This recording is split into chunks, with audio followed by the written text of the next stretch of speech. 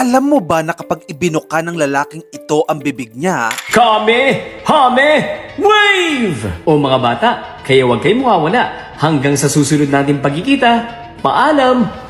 opo, siya lang naman ang nagmamay-ari ng boses ng mga legendary characters na kinalakihan nating lahat. Ang mahiwagang mensahe! Hi! Ako nga pala si Doraemon, ang ikatlo at current na Doraemon. O ayan malinaw yan Meet the legendary Jeff Otanes. Gusto niyo bang magilitan sa leeg?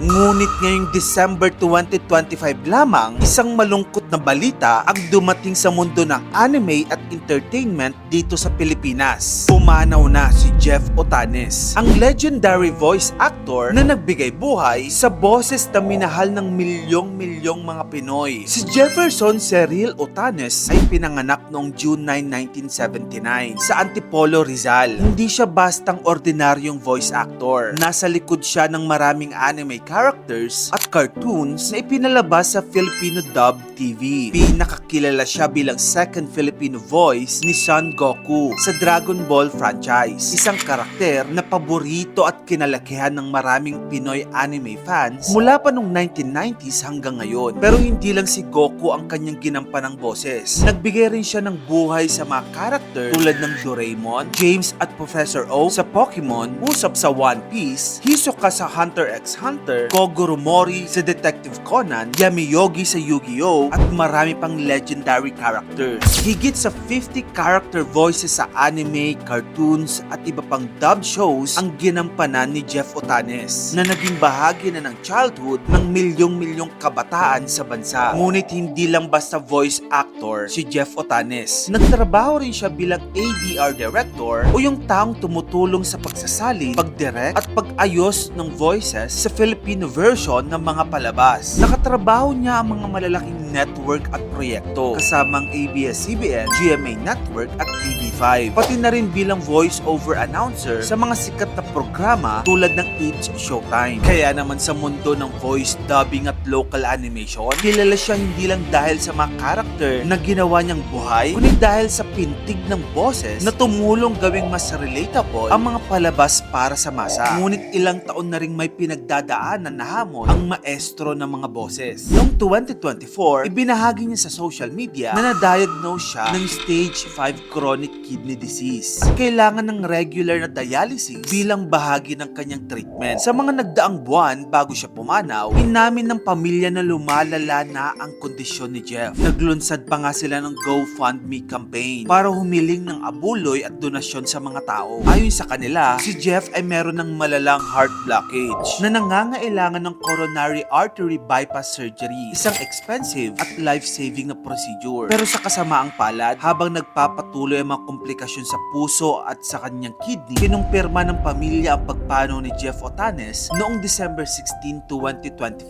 Iniwan tayo ni Jeff sa edad na 46 years old lamang. Ang kanyang asawa na si Catherine Feliciano Otanes at kanilang mga anak na sina Julian at Justin ang naiwan para ipagpatuloy ang kanilang buhay habang nagdadalamhati. So yun na nga mga kamagkano, kabilang sa mga pinakamalalakas na echo sa memorya ng maraming Pilipino ay ang tunog ng boses. Dahil dyan, nananatili si Jeff Otanes hindi lang bilang Goku ng Pinas, kundi bilang isang taong nag-iwan ng marka sa maraming henerasyon ng Pilipino. Rest in power, Jeff Otanes. Kung gusto mo pa na mag-ito pang klaseng content, i-follow mo na ako. Mag-subscribe ka na rin sa aking YouTube channel. Yun lang, maraming salamat sa panonood.